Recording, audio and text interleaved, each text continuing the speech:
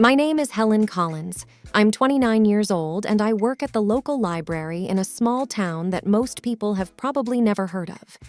My life is simple, maybe too simple for some, but it's mine.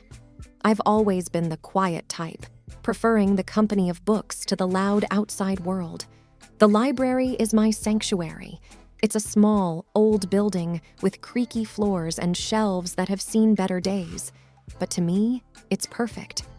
Every day, I open the library doors at 8 a.m., turn on the lights, and breathe in the familiar scent of books. It's a routine that never gets old. My parents passed away when I was young, so I was raised by my grandmother. She was a kind woman, always encouraging me to read and learn. But she's gone now too, and I'm all alone. No siblings, no close relatives, just me and my small world. Good morning, Helen. Mr. Jenkins, a regular visitor, greets me as he walks in. He's an elderly man who spends his days reading history books. Good morning, Mr. Jenkins. The new shipment of history books arrived yesterday. I've set them aside for you, I reply with a smile. Ah, you know me too well, dear. He chuckles, shuffling towards the designated shelf. The day goes on like this, with familiar faces coming and going. I help a group of kids find books for their school project, recommend a romance novel to Mrs. Harrison, and guide Mr. Thompson to the science fiction section. It's a quiet life, but I like it. I find comfort in the predictability, the routine. And then one day, everything changed. The day Jack walked into my life. He came in looking for a book, but I could tell he wasn't the regular library type. He seemed out of place with his crisp suit and confident stride. "Can you help me find a book?" he asked, his voice smooth and inviting. "Of course.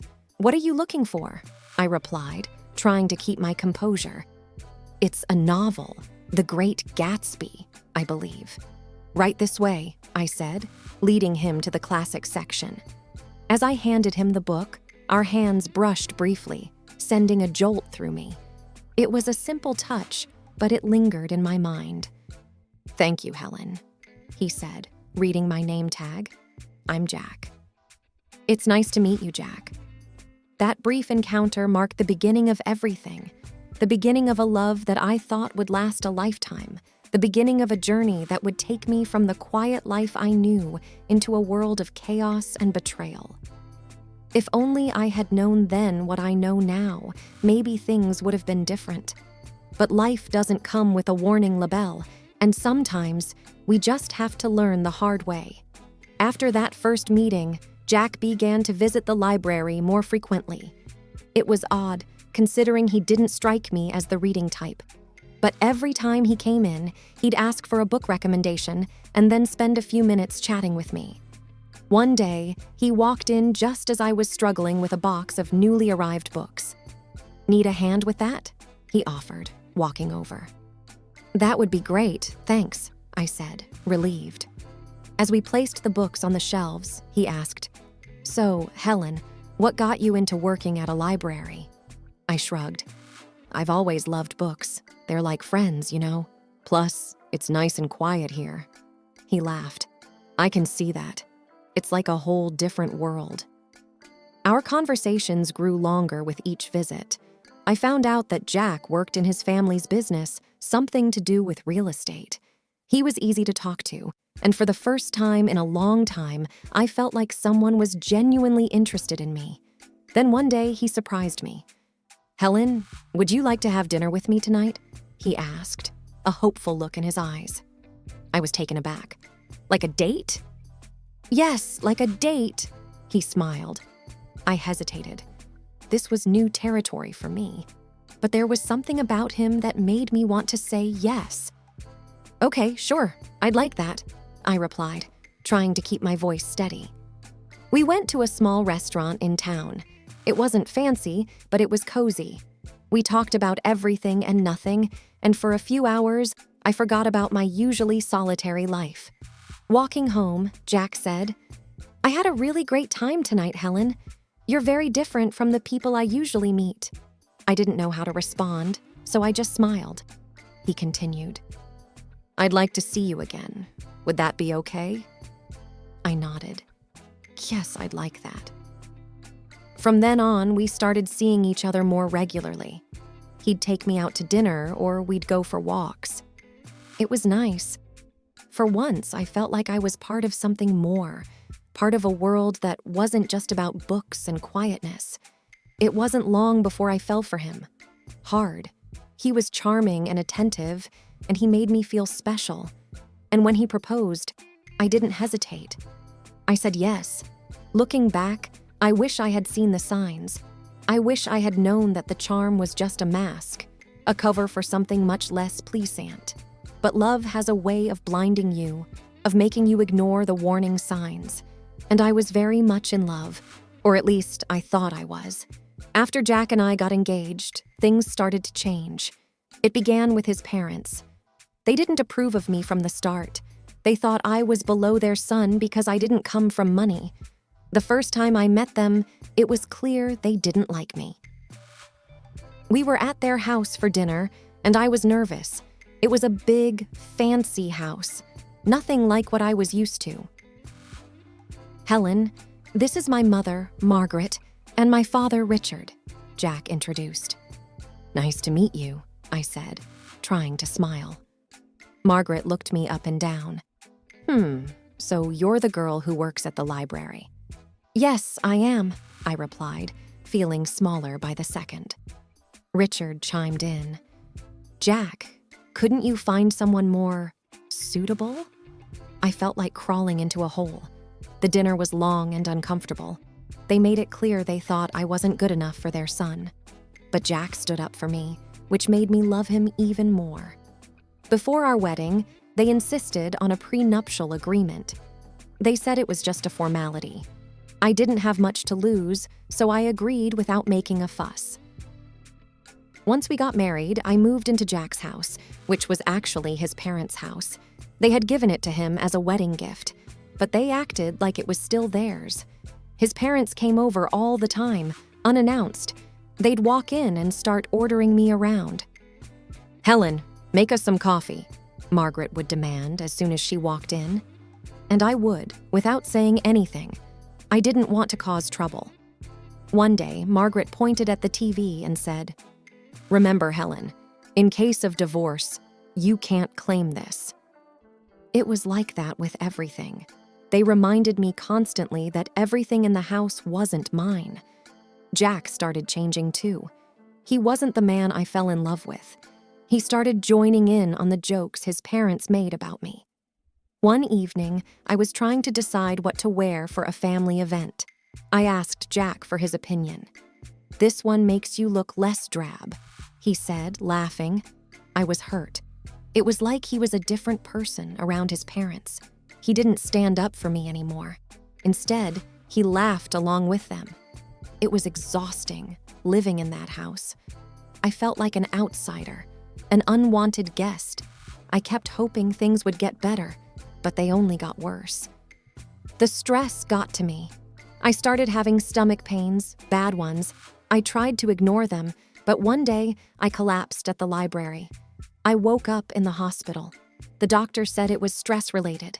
I was in the hospital for a few days. Jack didn't visit. He didn't even call. I felt so alone. Then, one day, a notary came to my room. He had news.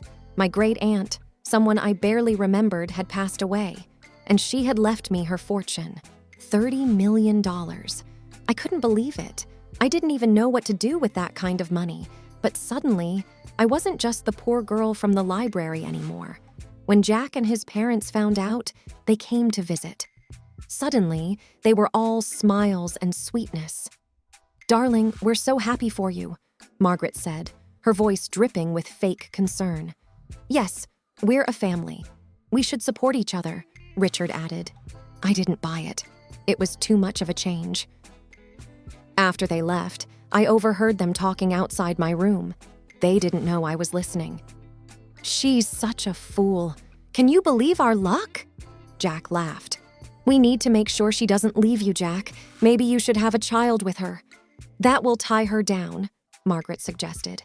I felt sick to my stomach. These people didn't care about me. They just wanted my money. I knew then what I had to do. I had to get out of that house, away from these people. I had to take control of my life. I wasn't going to be their victim anymore. I left the hospital with a plan in my mind. I knew what I had to do. As I got home, Jack and his parents were waiting. They were all smiles, acting like the caring family they never were. "Oh, Helen, we were so worried about you," Margaret exclaimed. I nodded but didn't say much. I needed to act normal, not to tip them off. Jack came closer. "So, when do you get the inheritance?" he asked, a little too eagerly. I looked at him, the man I thought I loved, and realized I didn't even recognize him anymore. "Soon," I said. "But it's not something you need to worry about." His smile faltered a bit. "But we're married, Helen. What's yours is mine, right?" I forced a smile. "Of course, darling." That night, I couldn't sleep. Their voices echoed in my head, their fake concern, their greed. It made me sick. I got up and started writing. I wrote down everything they had done, everything they had said. It was like a dam had broken, and years of pent-up frustration and pain poured out. The next morning, I had a meeting with a lawyer. I explained everything, showed him the prenuptial agreement. He was shocked but said the agreement would protect me. "You're doing the right thing," he assured me. When I got back, I found Jack and his parents in the living room. They looked up as I walked in. "There she is, our brave girl," Richard said with a smile that didn't reach his eyes. I sat down, clutching my purse. "I have something to say." They all looked at me, curious. "I'm filing for divorce," I said, my voice steady. The room went silent. Then Margaret erupted. "What? You ungrateful little—" Jack was on his feet. "Helen, you can't be serious. We love you." "Do you, Jack?" "Because I don't feel loved. I feel used." Margaret was fuming. "We'll sue you. We'll take half of your inheritance." I reached into my purse and pulled out a copy of the prenuptial agreement. "Actually, you can't. This says neither of us can claim the other's property in case of divorce." They were speechless. For the first time, I felt in control. I stood up. "I'm leaving. I don't want any of you to contact me." I walked out of that house, their shouts and insults trailing behind me. It was the hardest thing I'd ever done. But as I drove away, I felt a weight lift off my shoulders. I was free from their disdain, their manipulation. For the first time in a long time, I felt like I could breathe. I didn't know what the future held, but I knew it had to be better than the past. I rented a small apartment in the city. It was nothing fancy, but it was mine. For the first time in years, I felt a sense of peace. I was still dealing with the divorce, but I felt like I could handle it. One day, I got a call from the lawyer. "Helen, there's something you should know about your great-aunt's will." I was puzzled. "What about it?" "There's a condition. You need to use a portion of your inheritance for a charitable cause. It was your great-aunt's final wish." I was surprised. I had no idea. The lawyer continued. "She was quite the philanthropist. It seems she wanted to pass that on to you." I hung up the phone, deep in thought. My great-aunt had given me a chance to do something good. It felt like a sign, a push in a new direction. I started researching charities and causes. I wanted to do something meaningful, something that would make a difference. That's when I stumbled upon a small organization that helped women who were victims of domestic abuse. It struck a chord with me. I contacted them and set up a meeting. The woman I met, Linda, was passionate and dedicated. "We provide shelter, legal aid, and counseling to women who have nowhere else to go," Linda explained. I listened, moved by the stories she shared. "I want to help," I said, feeling a sense of purpose I hadn't felt in years. With Linda's guidance, I used a part of the inheritance to fund a new shelter. It was an incredible feeling, knowing I was helping other women find a way out, just like I had. A few weeks later, Linda invited me to the opening of the shelter. It was a small event, but the atmosphere was full of hope and gratitude. As people mingled, I noticed a familiar face in the crowd. It was Sarah, an old colleague from the library. "Helen, is that you?" she asked, surprised. "Sarah, it's been so long," I said, hugging her. "What are you doing here?" she asked. I told her about the shelter, about my involvement. She listened, her eyes wide. "That's incredible, Helen. I had no idea." "It's a new chapter for me," I said, smiling. We spent the evening catching up. It felt good to reconnect with an old friend. It felt like pieces of my life were slowly falling back into place. As the event wrapped up, Linda came over. "Helen, I can't thank you enough. This shelter will change lives." I looked around at the faces of the women who now had a safe place to go.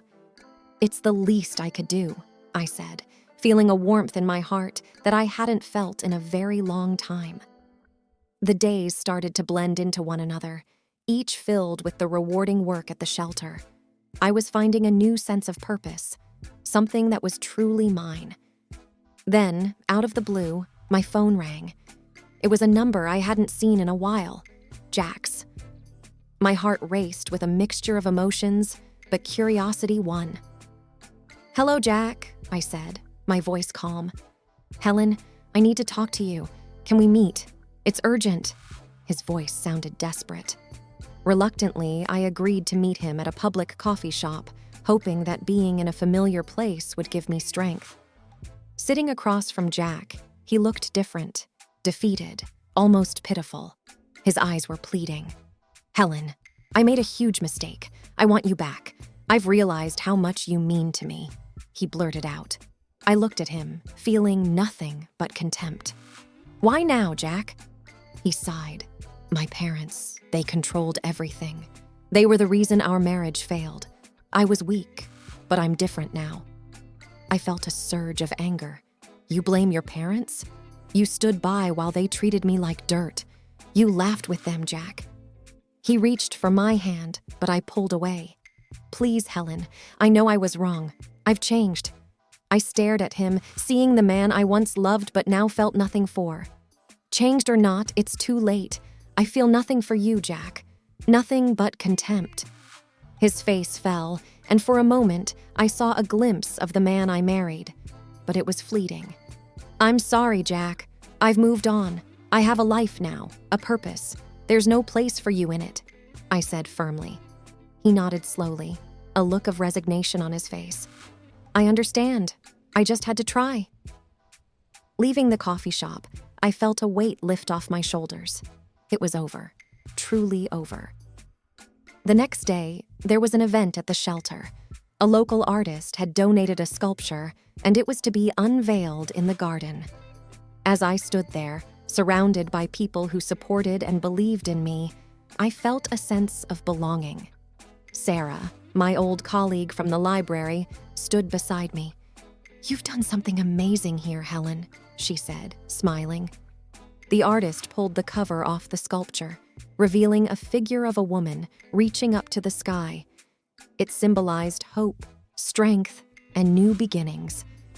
Applause filled the air, and for a moment, everything felt right in the world. Linda, the woman who had helped me so much, came over. "Helen, this is just the beginning. There's so much more we can do." I looked around at the faces filled with hope and knew she was right.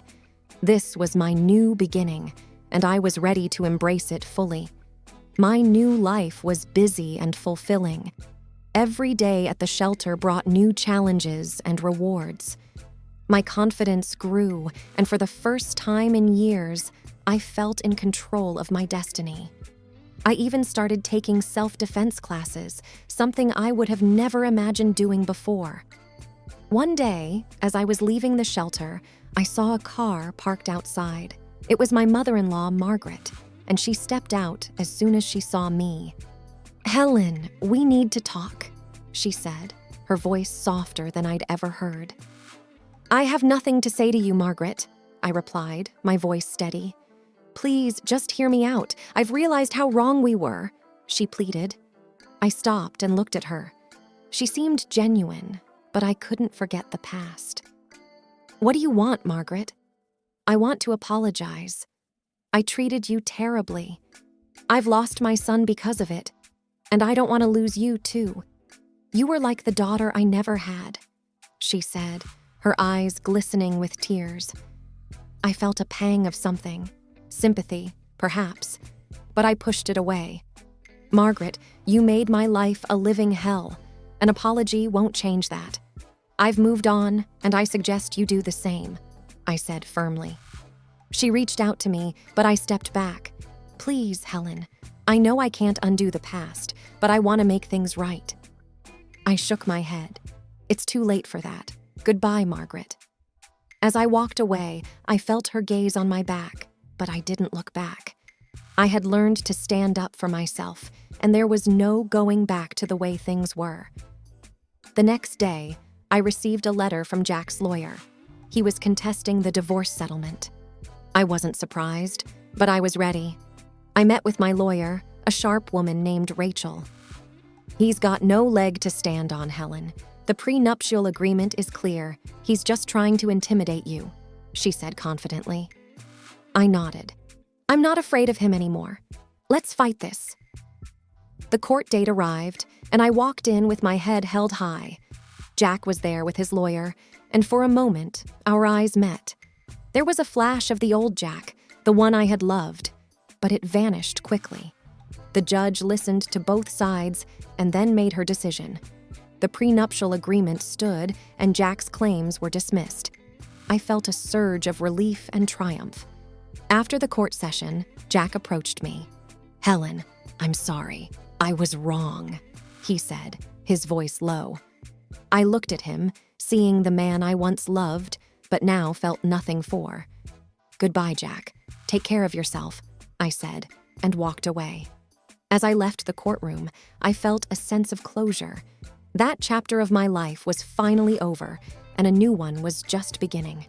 At the shelter, we were planning a fundraiser, and it was taking all my attention. The support from the community was overwhelming, and I felt a deep sense of gratitude. The night of the fundraiser arrived, and the place was buzzing with energy. People from all walks of life had come to support our cause.